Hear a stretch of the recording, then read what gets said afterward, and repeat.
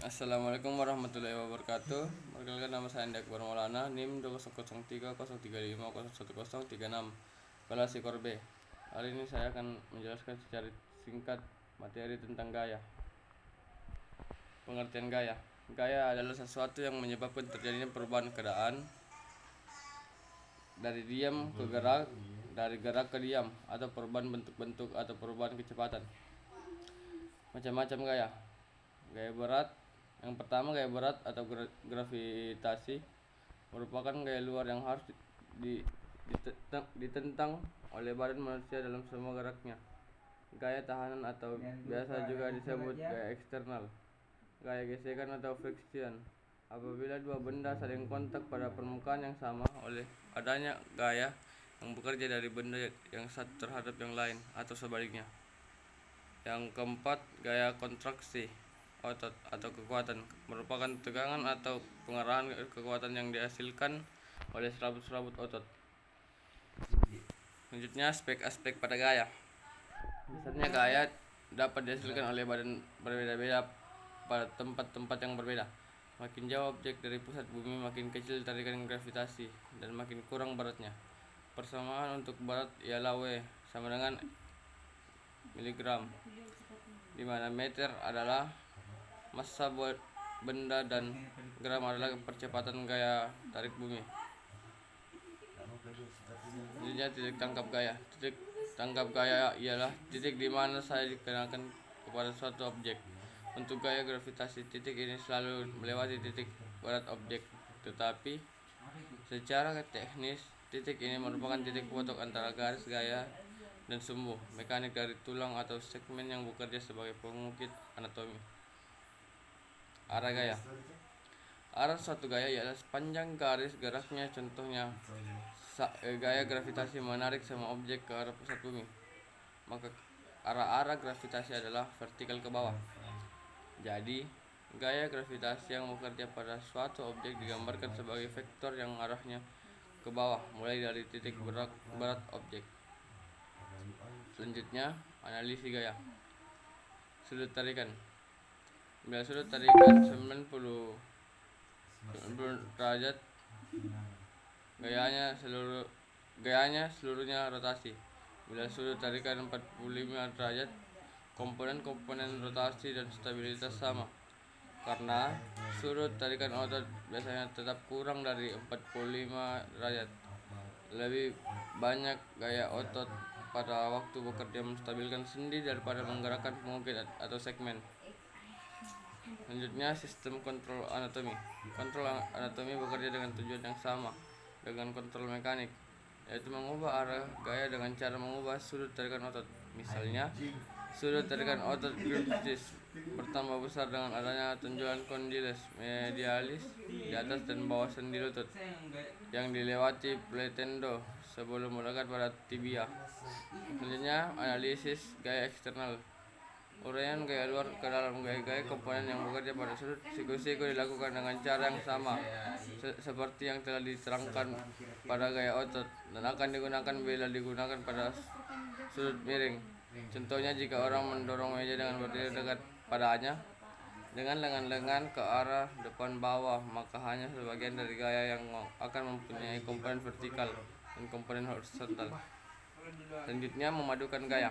Gaya-gaya linear. Pertama, gaya linear. Gaya-gaya yang bekerja dalam arah yang sama pada garis gerak yang disebut juga gaya-gaya linear. Jika ada gaya lain yang bekerja pada perawat itu segaris dengan gaya pertama dan arahnya sama, resultan dari dua gaya itu sama dengan jumlah dari dua gaya tersebut. Gaya-gaya kongruen. Gaya-gaya yang bekerja pada suatu titik tetapi pada sudut-sudut yang berbeda disebut gaya-gaya kongruen. Hal yang penting untuk diingat ialah bahwasanya besarnya resultan beberapa gaya kongruen bukanlah jumlah aljabarnya, dan arah resultan dari dua gaya kongruen bukanlah tengah-tengah di antara kedua gaya tersebut, kecuali dua gaya itu sama besarnya. Resultan dari gaya-gaya ini dapat dihitung dengan rumus jajaran genjang, di mana resultan adalah diagonal dari jajaran genjang itu. Selanjutnya, gaya-gaya paralel. pengaruh gaya-gaya paralel pada objek bergantung pada besar, arah, dan titik penggunaan dari masing-masing. Gaya-gaya paralel dapat bekerja pada arah yang sama atau berlawanan. Mereka itu saling seimbang dan tidak timbul gerak atau dapat menimbulkan gerak-gerak linear atau rotasi. Resultan dari gaya-gaya ini adalah perjumlahan dari besar gaya-gaya tersebut. Yang selanjutnya, menguraikan gaya. Yang pertama, gaya dapat diuraikan, dipilah atau dipecah menjadi dua komponen. Kedua komponen ini harus sedemikian besar dan sedemikian arahnya hingga sebuah jajaran kencang. Yang kedua, sebuah gaya R yang bekerja membentuk sudut A terhadap bidang datar dapat diuraikan menjadi komponen-komponen gaya yang bekerja pada sumbu X dalam kurung R dan sumbu Y dalam kurung R vertikal. Besarnya R dan RY ditentukan oleh besarnya sudut A. Selanjutnya, gaya sentrifugal dan sentripetal. Pertama, gaya sentrifugal adalah gaya yang menyebabkan benda berputar akan lari meninggalkan pusat putaran. Gaya sentrifugal disebut juga gaya tangensial dan besarnya ditentukan oleh yang pertama massa benda, yang kedua kecepatan, ketiga jari-jari dan lingkaran gerak. Sedangkan gaya sentripetal adalah gaya yang mengubah arah, bukan mengubah kecepatan. Kalau kaki terlalu kecil, maka benda akan keluar dari lingkarannya. Sebaliknya, kalau kaki terlalu besar, maka benda akan bergerak dalam bentuk spiral. Peranan dari gaya sentrifugal. Yang pertama, ayunan raksasa atau giant swing pada horizontal bar atau palan tunggal menyebabkan adanya tarikan pelengan. Yang kedua, gerakan melempar bola underhand dan overhand throw, basketball, hawk pass atau bowling adalah berdasarkan prinsip-prinsip gaya sentrifugal. Yang ketiga, pada permainan ular-ular di ruang senam, lintasan dari anak-anak mengandung elemen-elemen dari benda yang diputar pada tali. Yang keempat, kejadian-kejadian di mana gaya sentrifugal ditahan atau dinding gelas menahan air terhadap juga dalam kegiatan olahraga. 5. Lari pada tikungan akan menyebabkan badan kita terdorong keluar.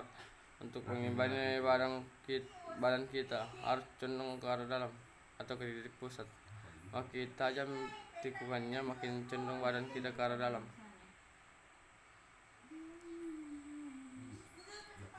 Mungkin itu saja yang bisa saya jelaskan. Assalamualaikum warahmatullahi wabarakatuh. Terima kasih.